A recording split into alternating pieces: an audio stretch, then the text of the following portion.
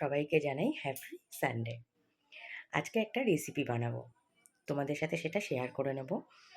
রেসিপিটা আমি এর আগে কখনো বানাইনি, তবে খেয়েছিলাম। অফিসে একটা দাদা নিয়ে এসেছিল, তো সেই দাদার কাছ থেকেই খেয়েছিলাম। আজকে সেটা নিজে বাড়িতে বানাবো, সেটা হলো কাঁঠালের দানা বাটা। চলো রেসিপিটা তোমাদের সাথে শেয়ার করে নেওয়া যাক। প্রথমে কাঁঠালের দানাগুলোকে ভালো করে ধুয়ে নিয়ে শুকনো খোলাতে ভেজে নিতে হবে। অন্যদিকে একটা ফ্রাইং প্যানের মধ্যে আমি শুকনো লঙ্কা, রসুন আর একটু কাঁচা পেঁয়াজ অল্প করে ভেজে নিলাম। কাঁঠালের দানাগুলো ঠান্ডা হয়ে গেলে তার খোসা ছাড়িয়ে নিয়ে মিক্সিতে একটা পেস্ট বানিয়ে রাখলাম। আর ওই যে শুকনো লঙ্কা, রসুন আর পেঁয়াজটা ভেজে রেখেছিলাম, তারপর সেটার সাথে এই কাঁঠালের দানা বাটাটা একসাথে মাখিয়ে নিলাম।